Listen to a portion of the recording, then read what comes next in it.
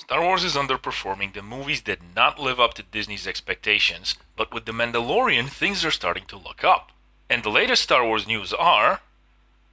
Oh, for the love of... Fine, let's get this over with.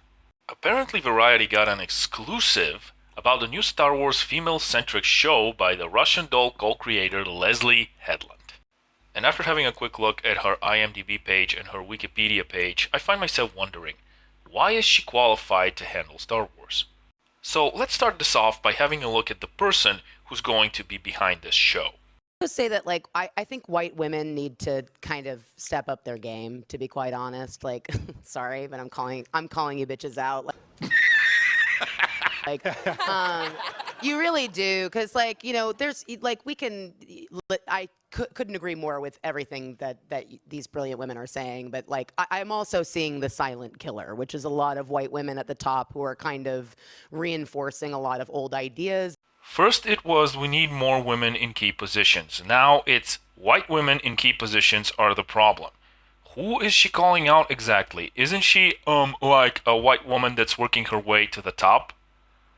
I think a lot of it, you know, to give them the benefit of the doubt, and I'll just speak from my own personal experience, it's just like I wasn't sure how to be an ally. I wasn't sure what type. I got so caught up in, like, what kind of terminology I was supposed to be using and being politically correct and pandering. And so as I started to rise in television, I started to just get more blunt and just start saying, like, I would like a black writer. Yep, no agenda here whatsoever, people. Move along, move along. But seriously, what does the author's skin color have to do with their ability to write a good drama, or comedy, or sci-fi, or action? When I was reading Heir to the Empire, a book from the Star Wars Extended Universe, I knew it was written by Timothy Zahn. But I didn't care if Timothy Zahn was black or white, straight or gay, or identified as a toaster. And when the book was recommended to me, it was recommended as a good book, not a book with a straight white male protagonist. Because if I said diverse, you know, you get, well, white is Here it comes. White is what? diverse, which is something somebody said to me. And I was like, wow. I was like, it's not cool, but Oh, it's not, is it? It's not like the French, the German, the Russian, the Spanish all have a different national identity, different cultures. They're all the same. They're all white people, right? It's interesting how tone deaf she is, and it's actually ironic that what she just said is very, very racist. But to really, you know, I reached out to my, you know, the women that I respect who are not white writers and directors, and I said, what should I say? What language should I use? You know, and I think it's worth it if you're in a position of hiring power or greenlighting power to, like, reach out to people that are not like you and say, what can I do to be an ally, and how can I support writers of color and LGBTQ and disabled writers? Like, what can I do? Right. So she's a white woman in a position of power calling out other white women in a position of power, discriminating against people based on their skin color, and placing herself as the would-be savior of those poor writers of color and those poor disabled writers that can't make it without her help. How condescending and hypocritical can she be? But if she wants to be an ally, I have a proposition for her. Why doesn't she call a meeting together and say that she wants to vacate her position and hand it over to a person of color? But she won't do it, will she? And what kind of vocabulary should I be using? Because I think it's just easier. I just see it in the room. Like, I just see them kind of go, like, it's just easier. Like, the guy at the top's louder. It's harder to say, like, I think this should be a black writer. I think this should be an Asian American actor. Here's a radical idea. How about getting the best person for the job? I think it should be this type of, like, I would like to cast, and, you know, really, I find it a lot as well with, as a queer woman, like. There we go. She may be a white woman, but she's a queer woman, so it's okay. With gay characters, whether they be gay men or gay women, where I'm saying, like, that's not a gay person. Like, sorry, like, this is not a gay person. Like, we're not representing that. in this storyline? Like you basically want me to cast someone that you find attractive, straight white man. Yeah, straight white man bad. We get it, because that worked out so well in the past, right? But you know what? I have no problem with her making a franchise for whoever she wants to make. But why is this being done in franchises with already existing fan bases? Regardless of who those fan bases are. And that you think what you think a lesbian looks like, and that can be very frustrating as well. So I think if we can get some of these people, I'm rambling, I'm gonna stop talking. And at that point, she herself loses whatever train of thought she had. So let's have a quick recap of that, shall we? Cause sorry, I'm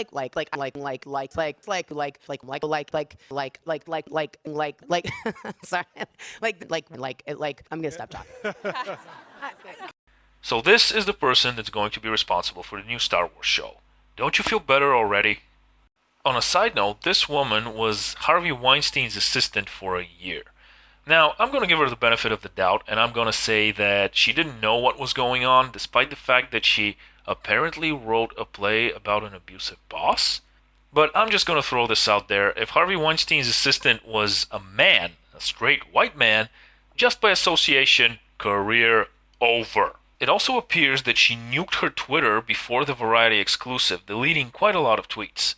And if the internet sleuths are correct, Disney did not announce it. It was a planned leak from Lucasfilm. And Disney insiders are saying that Bob Iger and Bob Chapek are livid.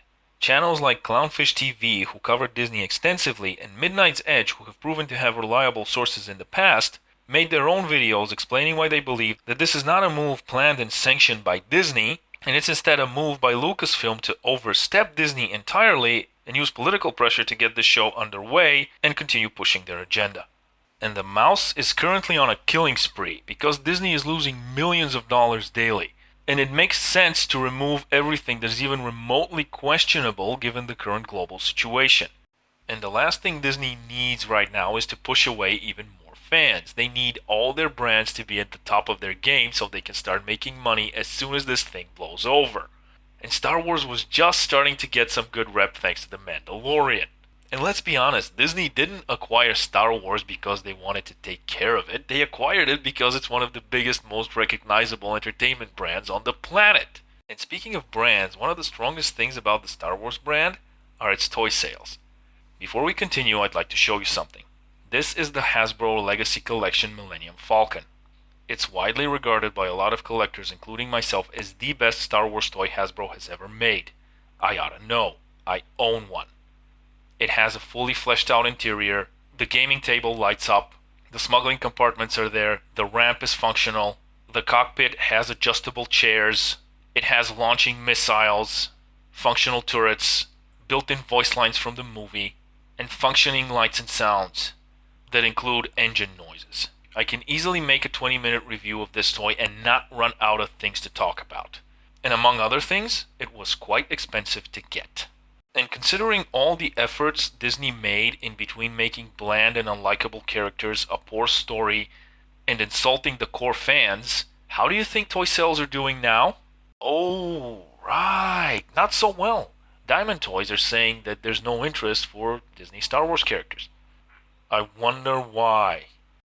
And I'm not going to say that it was poor Star Wars sales that did Toys R Us in, but they certainly didn't help. And remember, the Obi-Wan Kenobi show was recently announced to be on indefinite hold, just like the extended universe was killed when Disney took over.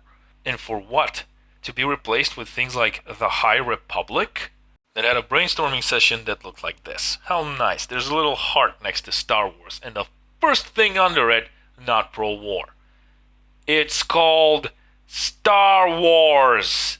And they got things on the board like diversity, feelings, dinosaurs, university, representation, and diversity. So we got diversity twice. How nice. And take a good look at that board. Things like Sweeping Epic, The Force, and Sith Empire are all the way at the bottom. And Jedi are not even on the board. No, what the heck, I'll laugh anyway.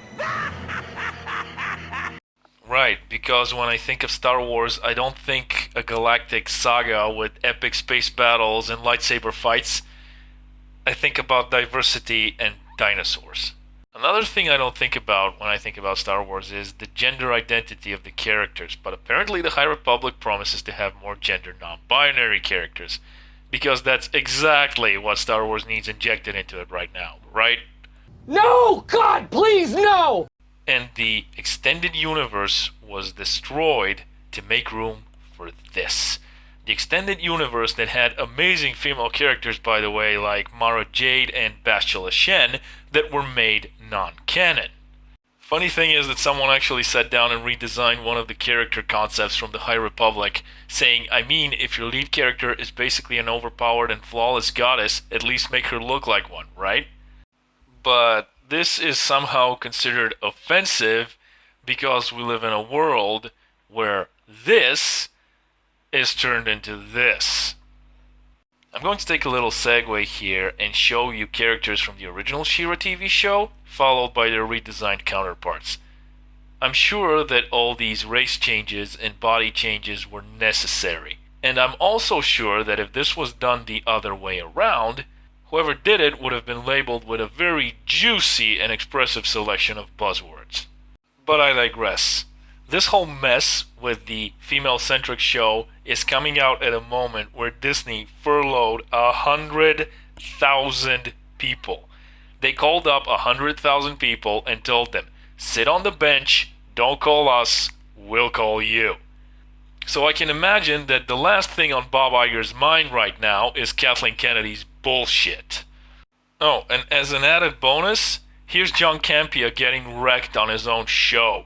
This as well. Now, listen. I can already hear the man babies crying about, why is it female-centric? There's an agenda. Listen, let's just put that to bed and not touch on this again, shall we? Yeah, how about no? Because it's kind of not fair if only you get to say what you think and everybody else has to shut up and go with it.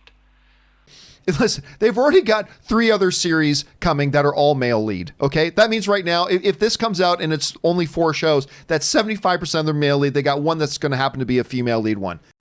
There's a difference between female-led and female-centric, you twit. I think this sounds... Yeah, he gushes all over it. It's fantastic, blah, blah, blah. You're going to be a little surprised about what I have to say, though. Okay. I really, really loathe the descriptor of female-led. Go on. But my problem is, why are you only releasing the fact that it's a female-centric show? Oh, and they're going to be doing some kung fu or whatever. Yeah, that's a fair question. Like, why say that? Can you read me the headline again? Except take out female-centric and just put male-centric. Boom!